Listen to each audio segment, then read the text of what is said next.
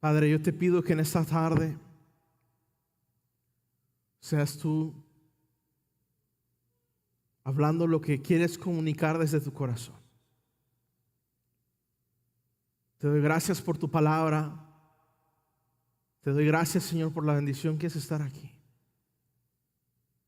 Y quiero que nos tomemos solamente 30 segundos para darle gracias al Señor. Esa es nuestra mejor adoración el día de hoy. Démosle gracias al Señor. Gracias, Señor, porque estamos vivos, porque estamos aquí. Porque tenemos, Señor, el privilegio de venir a tu casa y adorar juntos como hermanos, Señor. Gracias porque el día de hoy, Señor, tú te encuentras aquí en medio de nosotros, Señor. Gracias, Señor, porque yo sé que a través de tu palabra, Señor, tienes restauración y sanidad para nosotros en esta tarde. Padre, te agradezco porque yo sé, Señor, que tu Espíritu Santo está aquí en este lugar, Señor, restaurando y sanando nuestros corazones. Y yo te pido que en esta tarde podamos ser sensibles y receptivos a tu palabra. Yo te doy gracias por cada persona que se encuentra en este lugar. Y Señor, yo sé que cada persona tiene necesidad, pero queremos darte gracias. Queremos darte gracias, Señor, porque has sido bueno con nosotros. Porque si estamos vivos y respirando, Señor, es por tu gracia y por tu misericordia. Te damos las gracias, Espíritu Santo. Queremos que tú hagas, Señor, tu voluntad en este lugar. Queremos adorarte, Señor, en esta tarde con nuestras acciones de gracias, Señor, delante de ti. Queremos perfumar tu trono, Señor, con nuestras gracias. Y en sus propias palabras, mi hermano, dele gracias al Señor. Dele gracias que Él está aquí en medio de nosotros. Dele gracias. Gracias, Señor, porque estás aquí. Gracias porque tú eres un buen Padre para nosotros, Señor. Gracias porque ni por un momento nos has dejado, Señor. Gracias porque nada se escapa de tus manos, Señor. No hay coincidencias ni accidentes, Señor. Tú sabes, tú conocías, Señor, en cada punto que íbamos a estar. Pero gracias porque sabemos y podemos confiar que tú estás en control, Señor. Gracias por tu presencia, Espíritu de Dios. Gracias por honrarnos con tu presencia. Te pido, Señor, que en este tiempo seas tú hablando a través de mí. Que filtres, Señor, mis palabras y pongan las tuyas. Gracias por esta palabra que has depositado en mi corazón para compartir con mis hermanos en esta tarde. Gracias por cada persona que nos ve a través de las redes sociales. Gracias por cada persona presente aquí con nosotros en este lugar. Te pido que tú abras nuestra mente, nuestros oídos y nuestro corazón. Y que sea tu Espíritu Santo preparando la tierra de nuestro corazón para la semilla de tu palabra en esta tarde. Te damos gracias en el nombre poderoso de Jesús. Amén y amén. Denle un fuerte aplauso a nuestro Dios porque se lo merece. Amén. Y puede tomar sus asientos, mis hermanos. Wow. Qué hermoso la presencia de nuestro Padre. Amén. Es un gozo volver con ustedes esta semana. Estamos en medio de una serie. Ayúdenme, ¿cómo se llama? ¿Están dormidos? ¿Cómo se llama? Amén. ¿Y cuántos están contentos y alegres de escuchar la palabra de Dios? Amén, amén, amén. Bueno, el día de hoy tenemos una palabra muy, muy, muy especial que el Señor ha puesto para nosotros. El día de hoy, el tema que Dios puso en nuestro corazón se lo compartía a nuestros voluntarios y líderes en nuestra junta esta mañana mientras orábamos por cada persona que iba a llegar. Que el día de hoy vamos a hablar sobre sanando el enojo. Y yo le decía a ellos, como yo sé que los santos del Señor jamás se han enojado antes, quizás solamente era para mí esta palabra. Pero vamos a hablar sobre sanando el enojo. Y saben, cuando yo era niño, nosotros siempre nos regañaban porque dentro del carro de noche nos decían que no prendiéramos las luces porque nos iba a parar ¿quién? La policía. Y sabe, aún desde niño a mí se me hacía tan absurdo. Yo dije, bueno, ¿para qué lo pusieron si nos van a regañar por usarlo? Ya yo revisé no pasa nada, no es ilegal, ¿ok? Pero a mí siempre se me ha hecho chistoso que hay esas cosas que yo no entiendo por qué, pero todos nosotros lo tenemos, y hay esos momentos en donde alguna vez le ha pasado que por algo tan tonto, tan pequeño, de repente usted le da un coraje. Y sabe, yo no podría explicárselo. Puede ser la cosa más tonta. Puede ser que estaban hablando mucho. O quizás, pero no sé, todos tenemos ese momento donde de repente sale una explosividad, y lo más pequeño y diminuto y tonto nos hace explotar. Yo me estoy hablando a mí nomás, ustedes son muy santos para esta prédica. Bueno, nosotros todos tenemos estos momentos, y la palabra del día de hoy es para ayudarnos a nosotros a darnos cuenta, porque no podemos arreglar algo si no reconocemos que existe ese problema. Amén, ¿están conmigo? No podemos comenzar a arreglar algo si no reconocemos que tenemos un problema. El primer paso de sanar es reconocer que hay un problema ahí. Amén, ¿están conmigo? Es más, yo me atrevo a decir que nuestro enojo, o la forma en que nos enojamos, habla mucho acerca de nuestra salud mental, nuestra salud física, nuestro carácter y nuestra vida espiritual. Escuchen lo que dije. La forma en que nos enojamos habla mucho acerca de ti. Y hoy vamos a hablar sobre unas personas que experimentaron un cambio en esta área. Sus nombres eran Juan y Santiago. Juan y Santiago. Juan y Santiago eran hermanos. Y podemos leer su historia en Marcos 1, de los versículos 19 al 20. Si me pueden acompañar, por favor. Marcos 1, 19 al 20.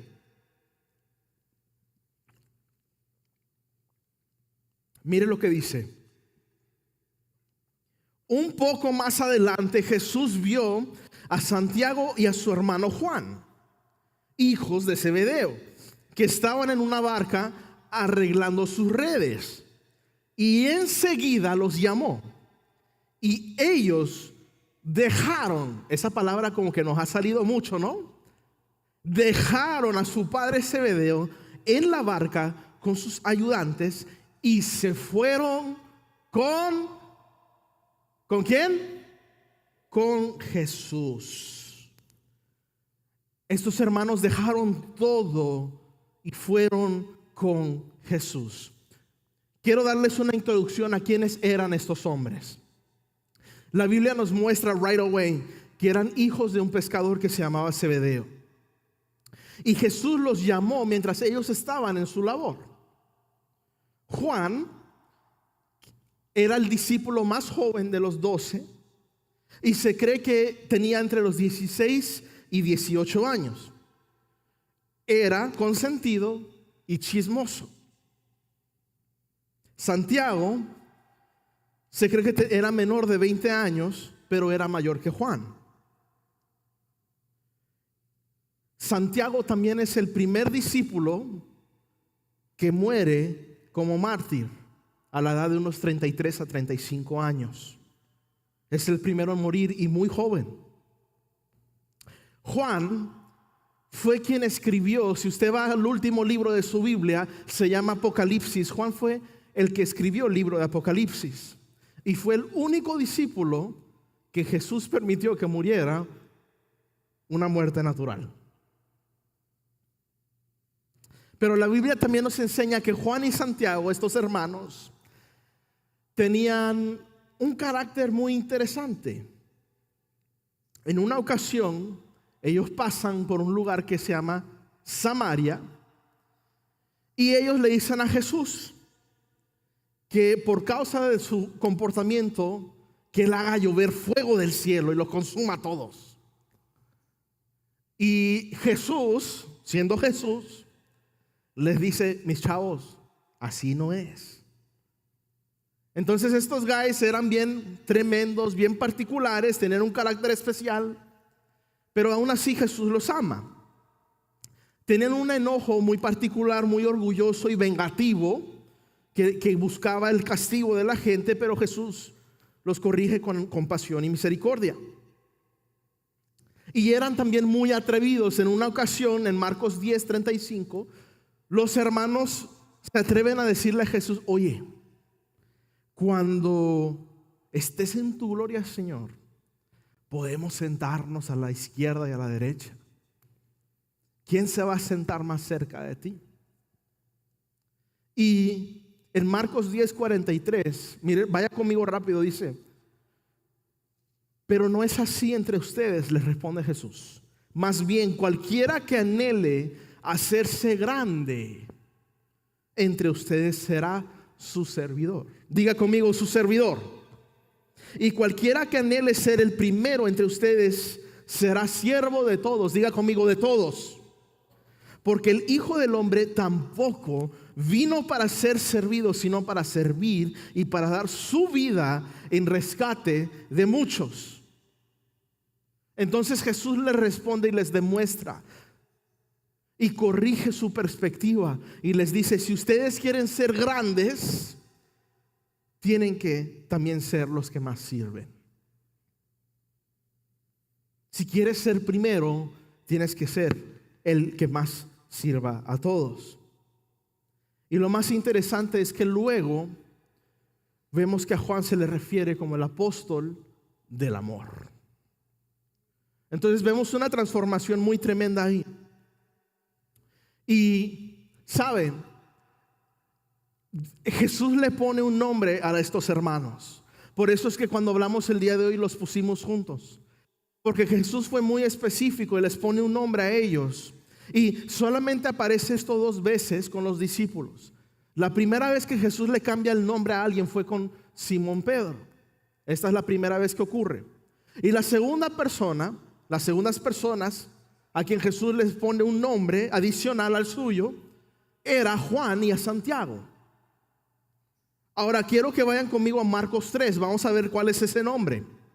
Marcos 3, versículos 13 al 19. Mire lo que dice: tiempo después Jesús subió al monte y llamó a los que quería que lo acompañaran. Todos ellos se acercaron a él y luego, mire esto, había muchos discípulos, pero nombró a 12 de ellos como sus apóstoles. Ellos lo acompañarían y él los enviaría a predicar y les daría autoridad para expulsar demonios.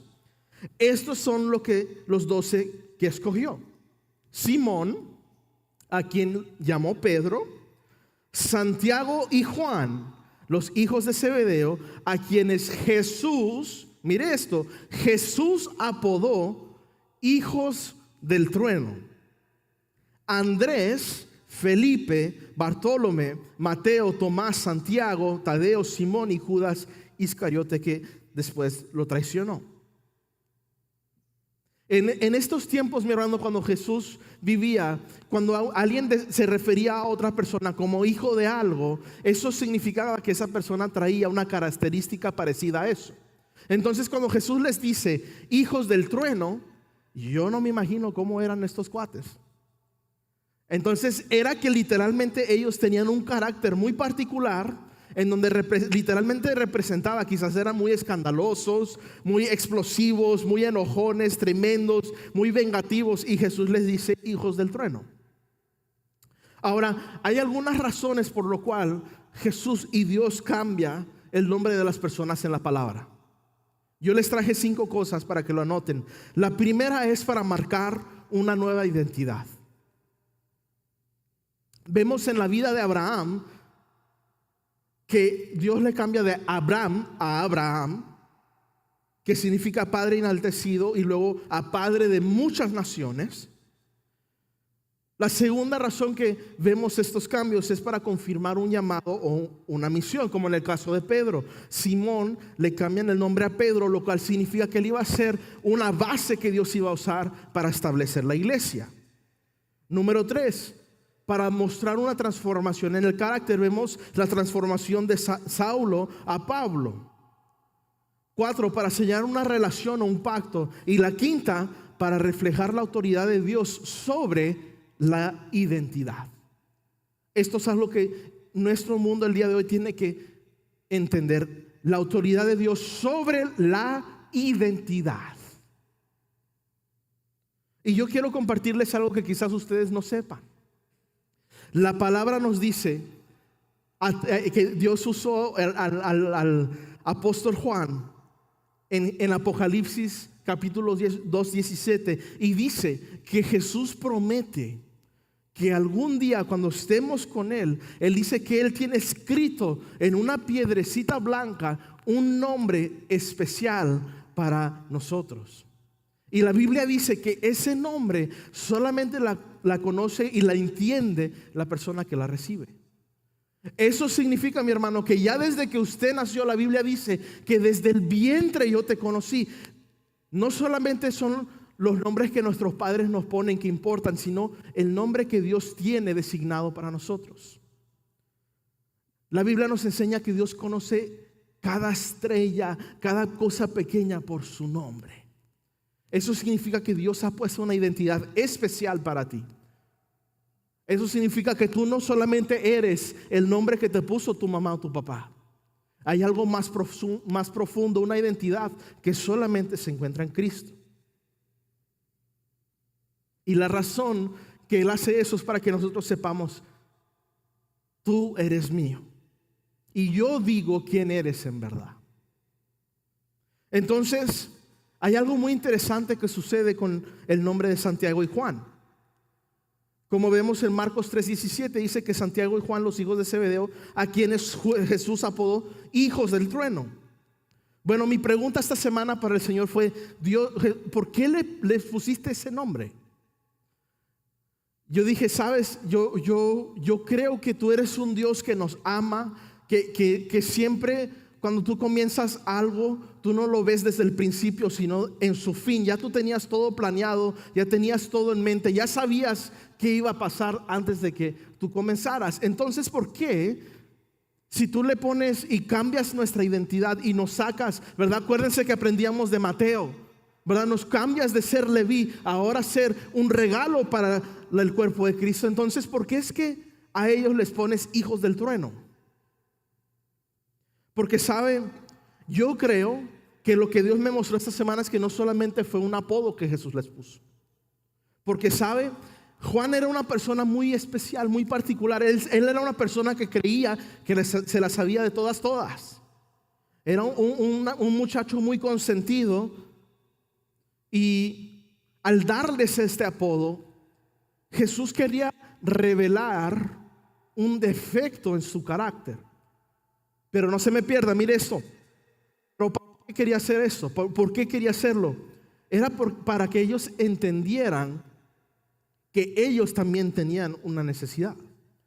Y aunque quizás ellos no eran como otros discípulos, quizás como Mateo o como Simón el Celote, que venía de un grupo extremista, quizás no recolectaban impuestos, pero también ellos tenían sus propios problemas.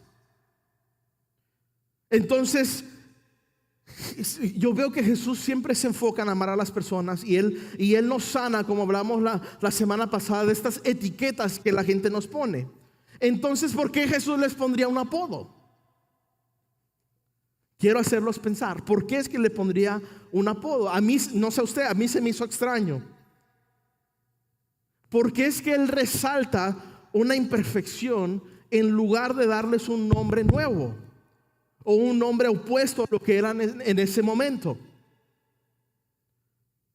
Porque mire esto, mi hermano, quiero romperles el cerebro. El enojo no es pecado. Se los voy a decir otra vez. El enojo no es pecado. Miren lo que dice Efesios 4:26.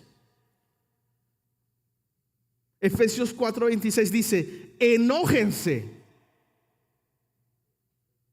Wow, qué tremenda orden. Yo sé que a uno de ustedes le gustó esa orden. Pero miren lo que dice: enójense háganlo, no se preocupen, pero no pequen. Pero no se queda ahí, mi hermano. No permitan que el sol se ponga mientras sigan enojados. Mire lo que dice el 27, porque el enojo da lugar al diablo. Entonces, para los que estén tomando notas, yo quiero darles 3 cosas muy importantes que se encuentran en este versículo sobre el enojo. 3 principios. Número 1, si la Biblia dice que nos enojemos pero no pequemos, significa que es posible enojarnos sin pecar, ¿verdad? Nuestro mismo Señor Jesús tiene ocasiones en su vida en donde Él se enoja. Dios también se enoja, por eso la Biblia habla acerca de la ira de Dios. Es una emoción que nos sucede a todos, pero Jesús no pecó. Entonces significa que podemos enojarnos sin pecar. Número 2, la Biblia nos muestra que el día de tu herida, mire lo que dice, no se ponga el sol. El día de tu herida también tiene que ser el día del comienzo de tu sanidad. Y yo sé que esto es muy, muy difícil lo que le estoy diciendo, pero es un principio que si ponemos esto a accionar en nuestras vidas, va a cambiar todo. El día en que te ofenden, el día en que te lastiman, también tiene que ser el principio de tu sanidad. No dejemos que el sol se ponga mientras todavía seguimos enojados. Número 3, la Biblia también nos dice que no dejemos que eso suceda por causa que el enojo le da un lugar a Satanás. Es muy importante que sepan, esta palabra lugar en el griego viene de una palabra que es topos, ¿ok? Y literalmente significa un cuarto, un lugar designado. La Biblia nos advierte, tengan cuidado porque el enojo le abre un apartamento en tu corazón a Satanás. Tengan cuidado. Literalmente, cuando nosotros permanecemos enojados, damos una oportunidad para que Satanás lastime nuestras relaciones, lastime a nuestra familia, a nuestros hijos, a nuestras relaciones, a nuestras amistades. No dejemos que Él tenga un lugar. Entonces, cuando yo estaba estudiando dije, bueno, entonces tiene sentido que tal como lo vemos en la Biblia en Efesios, el enojo en sí no es un pecado. Pero mire esto, sí podemos pecar en nuestro enojo. No se me han perdido, ¿verdad? El enojo no es un pecado, pero sí podemos pecar en nuestro enojo. Por eso es que Jesús no dice nunca que ser los hijos del trueno era algo malo, pero sí los reprende cuando ellos se descontrolaban de repente. ¿Ok? ¿Están conmigo? Jesús los llama hijos del trueno porque el enojo es algo, mire esto, aquí está la clave, no se me pierdan, porque el enojo es algo que debe ser restaurado, redireccionado, no eliminado. Yo sé que esto le va a volar el cerebro a alguien. Mire, el enojo no es algo que se debe desaparecer, es algo que tiene que ser restaurado. Vaya conmigo a Hebreos 13. Hebreos 13, versículo 20 al 21, vamos a leer.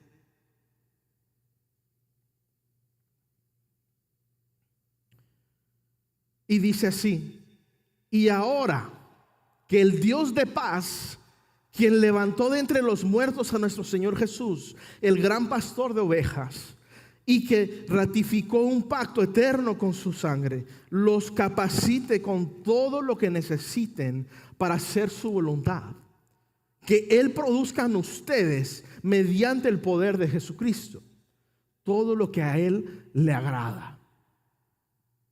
A Él sea toda la gloria por siempre y para siempre. Amén. El Señor me dio este versículo porque yo quiero enseñarles algo. La palabra que dice aquí en Hebreos es capacitar. Pero la palabra capacitar en realidad viene de una palabra griega que es catartizo. Y literalmente significa restaurar, reparar, completar o equipar y preparar a algo o a alguien. Y esta misma palabra aparece en Gálatas 6:1 y dice: hermanos, en caso de que alguien se encuentre enredado en alguna transgresión, ustedes que son espirituales, restauren al tal con espíritu de mansedumbre, considerándote a ti mismo, no sea que tú también seas tentado. Entonces vemos que restaurar es algo que Dios planta para nosotros. En nuestro español, restaurar significa reparar, renovar o regresar algo a su estado original. Eso es lo que significa. Y si leemos Hebreos 13:21 de la forma original como Dios lo escribió, en realidad dice lo siguiente: los restaure, repare, complete, equipe y prepare en todo lo que necesiten para hacer su voluntad.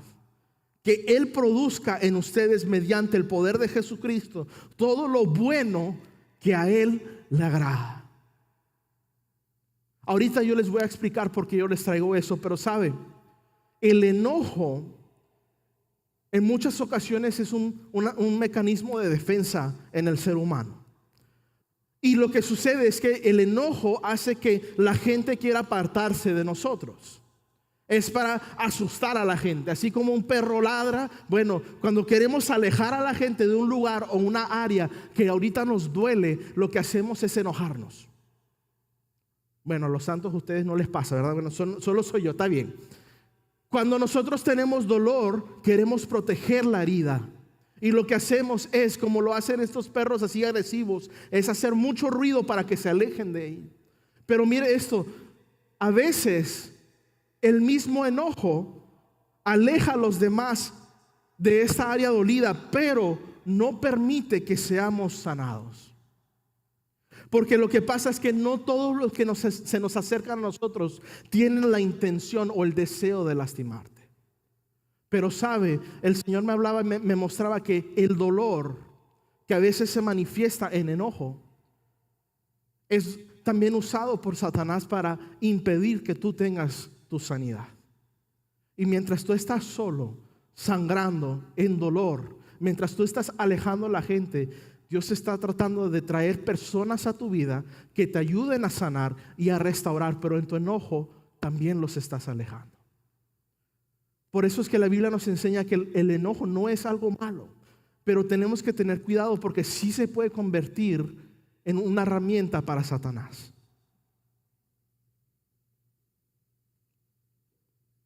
Yo oraba esta semana y yo le preguntaba: Señor, tú me dijiste que la palabra para mis hermanos en esta serie era restauración y sanidad. Y yo dije, bueno, ¿cómo se sana el ojo? Y yo comencé a pensar y dije, ¿cómo se sana el enojo? Y el Señor me dijo, a través de la restauración. ¿Qué significa eso, mi hermano? Que el enojo no es algo que desaparece, pero sí es algo que tiene que ser sanado y restaurado por Dios. Porque sabe, vamos a ser honestos por un momento. Nosotros como cultura latina hispana tenemos un gran problema con el enojo. Solo fueron sus papás, ¿verdad? No les pasó a ustedes. Pero nosotros como cultura tenemos un problema muy grave con el enojo. ¿Usted sabe por qué? Porque somos una cultura muy lastimada. Somos una cultura muy dañada en cuanto a nuestra paternidad y nuestra familia. Los latinos son personas muy lastimadas en el área familiar. Vemos cosas muy fuertes y tristes en el área latino que no se ven en otras culturas, tanto como se ven los hispanos y latinos, como el incesto. Vemos muchas cosas que Satanás usa para lastimar las familias. Y viene en contra siempre de la familia. Y yo quiero ahorita que usted sea sincero y usted piense, y sabe, yo tuve un padre que yo me acuerdo que era una persona muy enojona. Y yo he orado mucho para que el Señor me ayude, porque yo sé que eso está en la sangre. Aunque yo no lo quiero, pero está ahí. Y yo sé que los boricuas y todos los hispanos aquí saben lo que yo estoy hablando. Eso está en la sangre. Porque esa es nuestra naturaleza. El proteger nuestro dolor y nuestras heridas con enojo. Pero lo que yo quiero que sepas es que si tú piensas y vas hacia atrás y tú dices, bueno, entonces ¿qué significa cada vez que mi papá me pegaba a mí en enojo? O cada vez que él se iba a tomar porque estaba enojado, o cada vez que se aislaba o retenía de su amor, o no sabía cómo expresar. ¿Cuánto dolor no existía en esas personas? Lo más tremendo es que vemos que es un ciclo que, como yo les dije, si nosotros seguimos ahí, lo hacemos más difícil para que Jesús venga y nos sane. Y yo estaba orando y como les digo, el Señor puso, bueno, el enojo se restaura. Y yo quiero que ustedes se vayan el día de hoy entendiendo qué significa eso. ¿Por qué es que Dios dice que el enojo se restaura? Porque el enojo no es malo, pero sí necesitamos que Dios lo use a la forma correcta. Dios experimenta también la ira y el enojo, pero hay una forma de hacerla correctamente. Hay un tiempo y un lugar. Sí hay una forma correcta de enojarnos sin pecar. La pregunta es, mi hermano, el día de hoy, quizás el enojo es algo serio que nos sucede, pero ¿qué otras áreas hay en nuestra vida que también necesitan restauración? Porque ¿sabe qué es lo más lindo? Yo oraba esta semana y yo decía, bueno, ¿por qué es que les pusiste este nombre a Juan y a Santiago? Y yo miré y me di cuenta que Juan y Santiago no eran personas que Dios quería cambiar. Esto no era algo que Dios quería quitarles, como lo hizo con Pedro, que le cambió el nombre completamente. Porque Él nos enseña a través de ponerles este apodo a ellos, que el enojo no es algo que Dios nos quiere quitar, es parte de nosotros, pero sí es algo que Él quiere tener el control y que Él quiere redireccionar y quiere restaurar. Porque sabe, el enojo también es algo que impulsa a los hombres y las mujeres más grandes de la historia por injusticias, por violencia, a pararse y defender los valores que ellos tienen. El enojo no es malo, pero sí necesita la restauración de Dios. Jesús no les quita esto, sino que Jesús lo que dice es, yo no quiero quitar quién eres, yo quiero solamente restaurar quién eres. Yo quiero regresarte a ti a la forma y el diseño como yo te hice. Yo no quiero cambiarte, yo solamente quiero regresarte a la forma en que yo te hice y que yo te veo. Y eso, mi hermano, no solamente aplica al enojo, sino que también aplica a otras áreas de nuestra vida. Hay áreas en donde necesitamos la restauración de Dios. Porque quizás no necesariamente es malo, pero sí necesitamos regresar al diseño original. Entonces, el día de hoy yo quiero que usted en este tiempo cierre sus ojos y solamente vamos a orar. Quiero ser obediente a lo que el Señor me puso. Y yo sé que muchos de nosotros entendemos bien lo que es ver y quizá ser víctima del enojo. Y ver cómo Satanás lo puede usar. Pero sabe, el enojo también es algo que nos puede impulsar a hacer lo correcto. A levantarnos, a defender a las personas a nuestro alrededor y hacer lo que es justo en los ojos de Dios. Hoy en día Dios quiere sanar algo que Satanás ha usado para mal. Déjeme le digo que Satanás no es el dueño del enojo. El enojo no es pecado, se lo vuelvo a decir, el enojo no es pecado. Pero sin el dominio propio que la palabra nos dice que se encuentra a través de su Espíritu Santo, se nos facilita mucho el pecar en nuestro enojo. Padre, yo te doy gracias en esta tarde, Señor.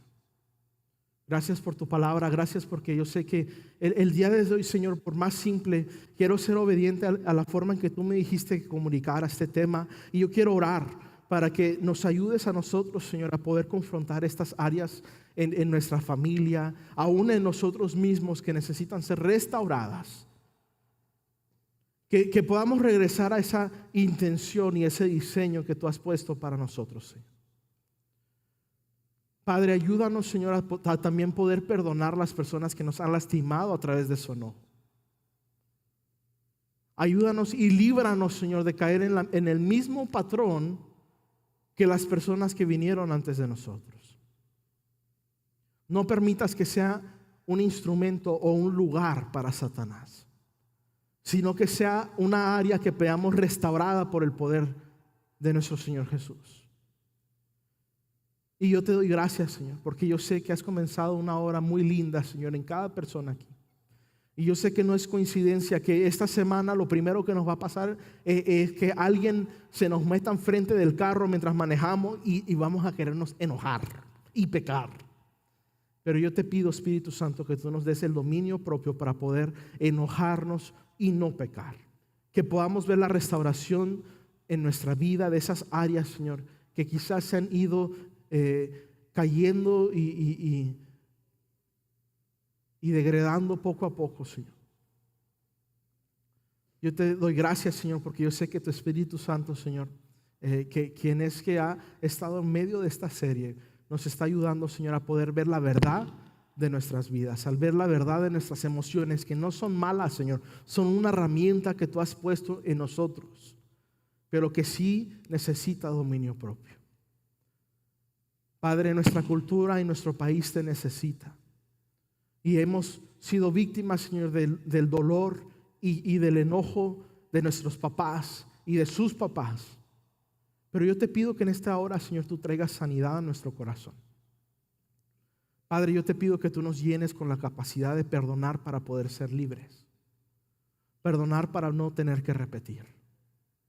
Yo te pido, Señor, que nos ayudes en esta semana cuando lo primero, Señor, que vaya a pasar, quizás ahorita que vayamos en camino a casa, es que nos vamos a querer enojar.